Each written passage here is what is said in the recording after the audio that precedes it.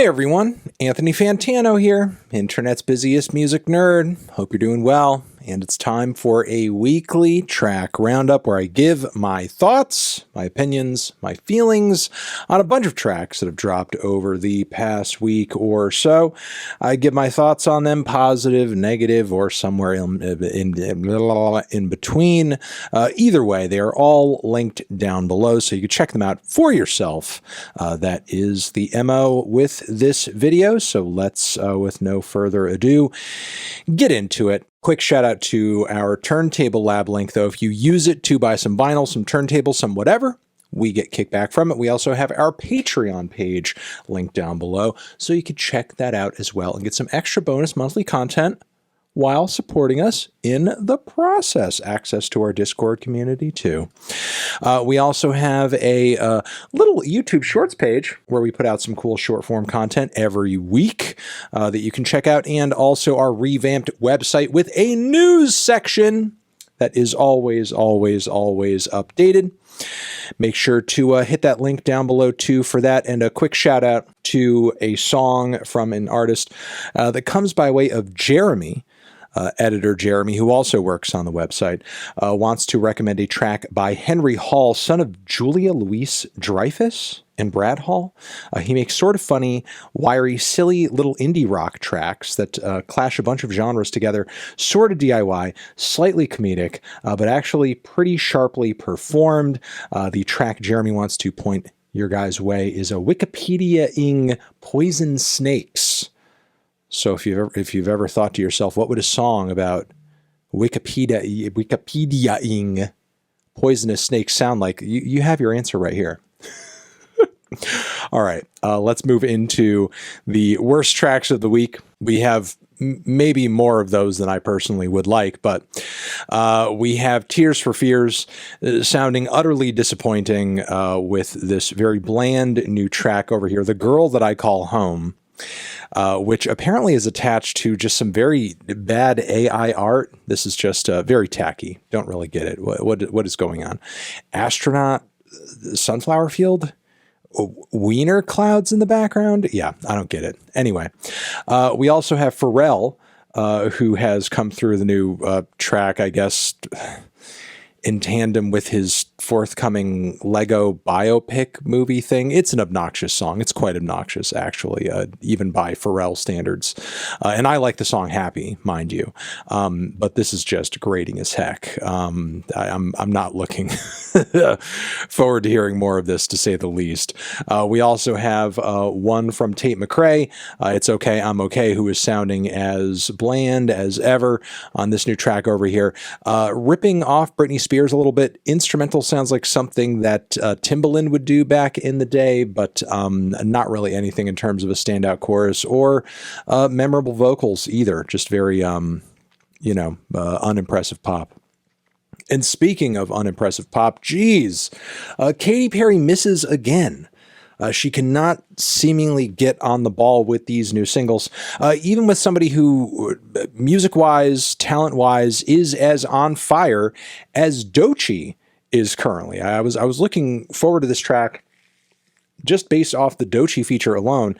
I'm his, he's mine. But what we have here is just like a very bad, stale combination of pop and Southern hip hop with, kind of like an interpolation and, the chords borrowed from that classic house track from Crystal Waters' Gypsy Woman. There's something about hearing these chords at this tempo that just feels really weird, like it just shouldn't be.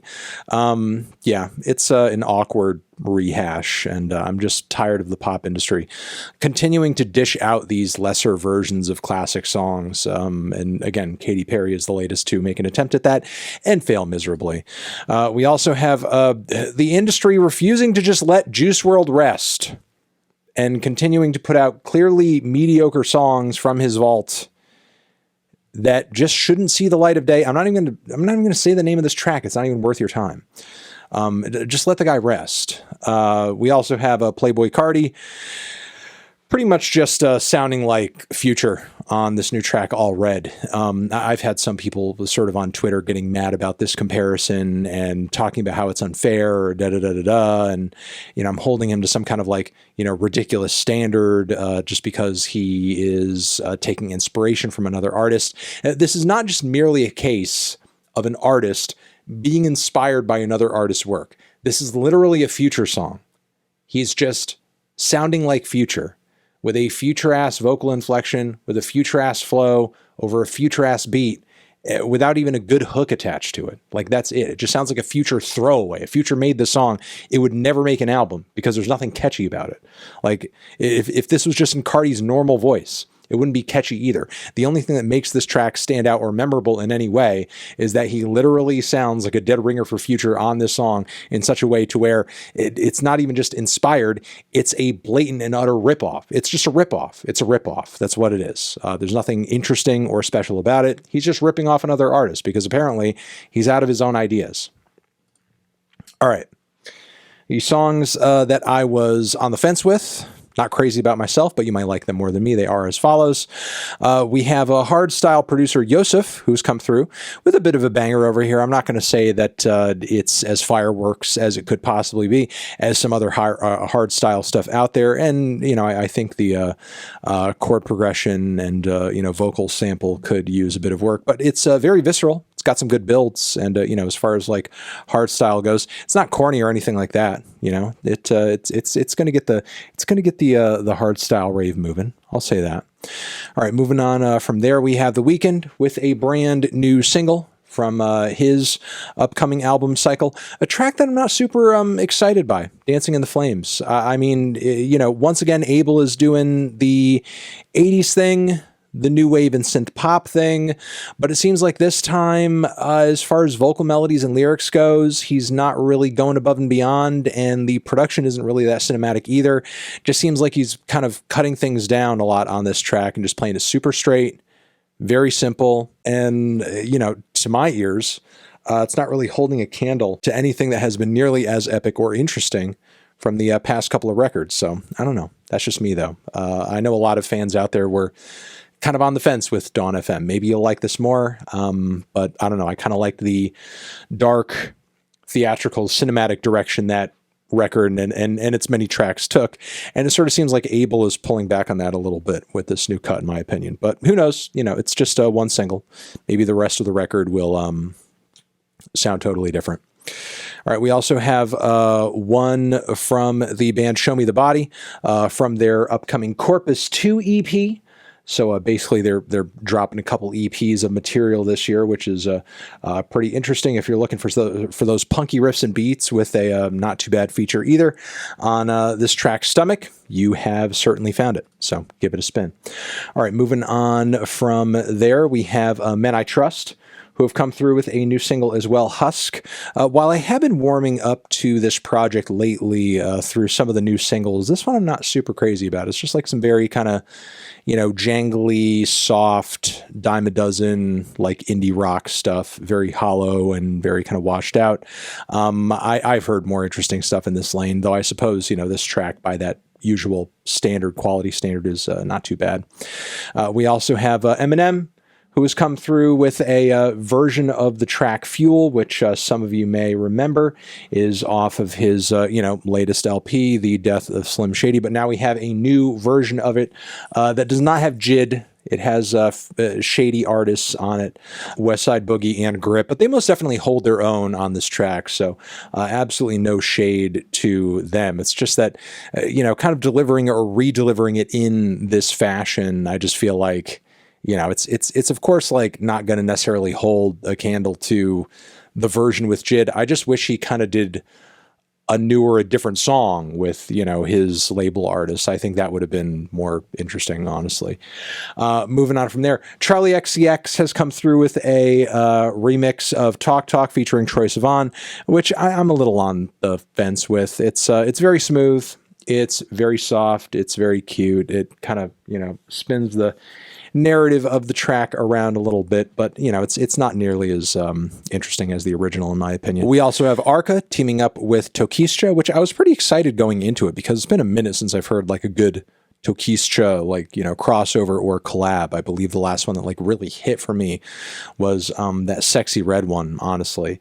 And this one, frankly, did not do too much for me. It's like the both of them together are kind of doing this like heady, slow, sensual, linear reggaeton track that doesn't necessarily have like the strongest payoff toward the end. It's got a bit of a mild finish in my opinion, but it's certainly experimental in its own right and kind of heady if you ever wanted to hear the style done in a way that's kind of more cerebral.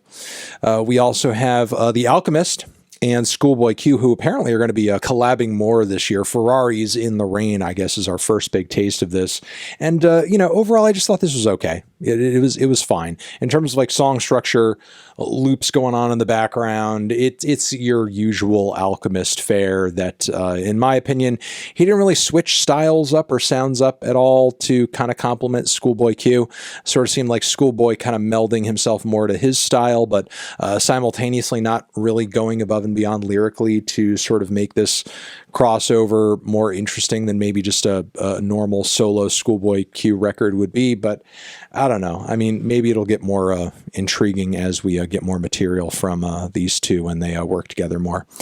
The best tracks of the week, they are as follows. Let's hit it. We have one from Whitechapel. I'm not usually that big on deathcore, but I just found the kind of progressive song structure and super bassy, super heavy, pummeling mix of this new track from them over here, a Visceral Retch, to be pretty interesting and stand out for the genre these days. Also liking this new FKA Twigs track from the forthcoming album, the big single Eusexua is quite the very dark cerebral dance journey with soaring and very elegant lead vocals from Twigs, of course. I'm also digging on this new collab crossover from Mastodon and Lamb of God, who together, for whatever reason, however they're doing it, it sort of sounds like both of them collaborating at their respective creative peaks years and years and years ago. Like if you could have peak Mastodon and peak Lamb of God both making a song together at the same time and then kind of melding their vocal styles in a way where it just sounds monstrous. Yeah, that's kind of like what this track is. Floods of Triton is the name of the song, and it kicks absolute friggin' ass. The riffs are awesome. The tune itself is a friggin' anthem. It's heavy as hell. It's sludgy as hell. Make sure to give it a spin. We also have Kendrick Lamar, who has come through with a brand new track, Watch the Party Die. It's being called, and I've done a full review of it over on the Fantano channel, which we will link you to down below. And yes, I feel like this track is very compelling, very interesting. And, essentially Kendrick not doing a Drake beef reset, not doing a victory lap, more kind of stating his mission to sort of like shift the rap Overton window toward artists who have what sort of he assesses as being work that has more soul to it, more purpose to it, more of a vision to it, more of an emotional ethos to it, as opposed to just stuff that is, it's party, materialism, hedonism, so on and so forth. At least that's what he makes clear in the lyrics on this track. You could agree, you could disagree, you could just vibe to it, but I would give it some thought. I don't know.